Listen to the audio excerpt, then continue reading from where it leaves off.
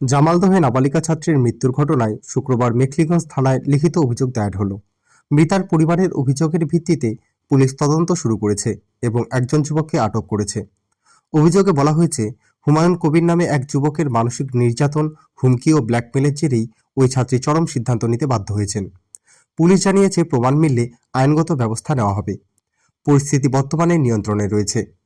উল্লেখ্য, বৃহস্পতিবার বিকেলে কোচবিহার জেলার মেখলিগঞ্জ ব্লকের জামালদহ এলাকায় সদ্য শেষ হওয়া মাধ্যমিক পরীক্ষার্থী ভূমিকা বর্মনের ঝুলন্ত দেহ উদ্ধার হয়।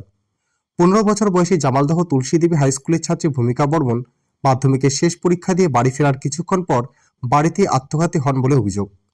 চাংড়াবান্ধা উচ্চ বিদ্যালয়ের পরীক্ষা কেন্দ্রে বৃহস্পতিবার শেষ পরীক্ষা ছিল তার। বাড়ি ফিরে কিছু সময় মোবাইলে কারো সঙ্গে ঘন ঘন কথা বলা ও মেসেজ চালাচালি করেছিলেন বলে পরিবারের দাবি। এরপরই গলায় ওড়না পেঁচিয়ে আত্মহত্যার চেষ্টা করেন ভূমিকা। পরিবারের লোকজন ও প্রতিবেশীরা তাকে উদ্ধার করে জামালদহ প্রাথমিক স্বাস্থ্য কেন্দ্রে নিয়ে গেলে চিকিৎসকেরা মৃত বলে ঘোষণা করেন।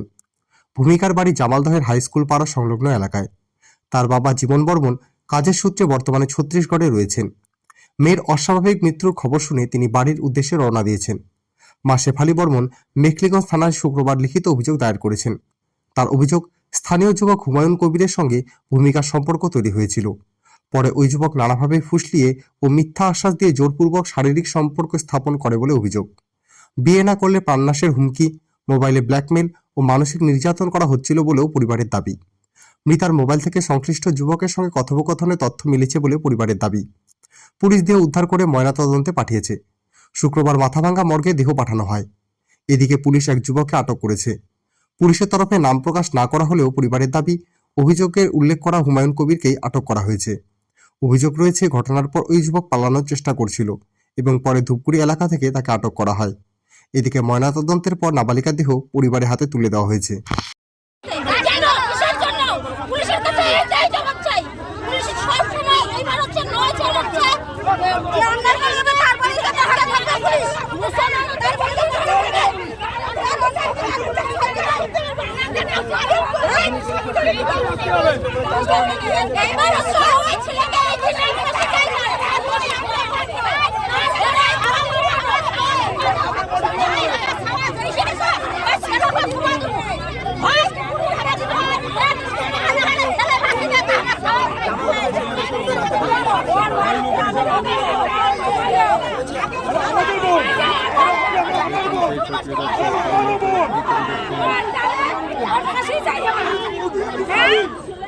আমারও বন্ধু এত সুন্দর একটা ফুর্তি নামে বললাম, হ্যাঁ